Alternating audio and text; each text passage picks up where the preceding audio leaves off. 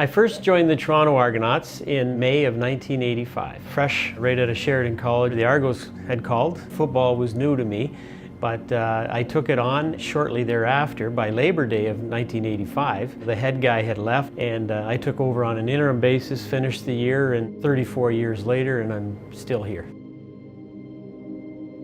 I think it takes a special breed to be an equipment guy, in the fact that we've got the keys. So of course we're the first one here, we're the last ones to leave. Just some really dedicated people involved on my staff and across the league.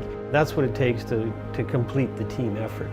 My team is very important to me. I'm very fortunate. I've got Dave and Brian that have been with me. They, by all means, are whatever it takes type of guy. Whether it's the long hours, if it's travel, a little sleep, a big game coming up, we cover all the bases. They deserve just as much credit as everybody else in the organization. We are troopers in the fact that we really do work hard, and I hope it shows on game day. Winning of the Grey Cup, a tremendous performance by the Toronto Argonauts. I was fortunate in 1991 in Winnipeg to get my first Grey Cup ring. I've been very fortunate ever since, and I've got 5 more to go along with that to make it up to 6 now.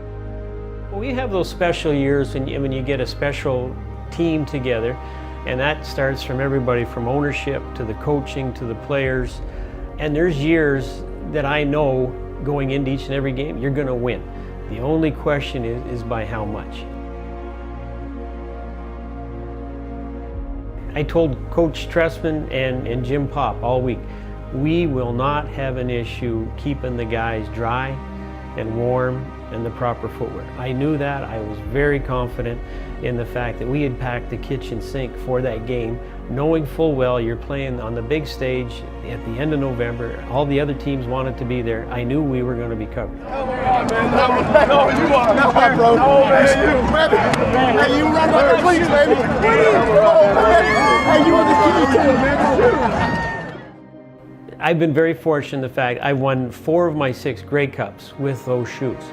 Now, they've evolved over time, but they're technically very much the same shoe. So when we brought them out in Ottawa that time, before the game, a lot of guys looked at them and said, no, I can't wear those, they aren't swaggy enough. And I said, swaggy enough? I said, we're trying to win a game here.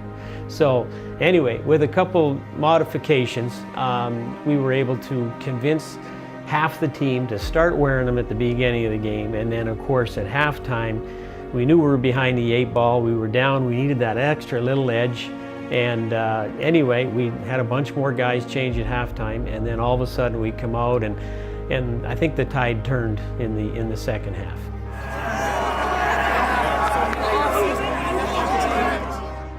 It is really like a family, and each year it changes.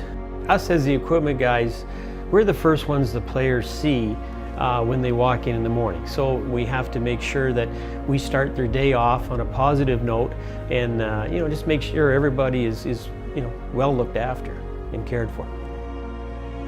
Just having my son sit around, he loves what I do, and just the fact where I can bring him down and have him interact with the players, and he's a heck of an athlete to begin with.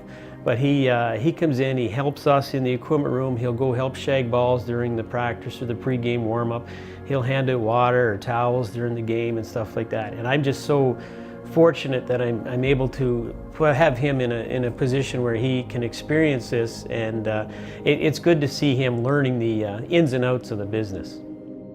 I know I can't do this forever. It's a pleasure to work here over all those years, and I'm very fortunate. But it's some of the people that you meet over the years, that's what keeps you going.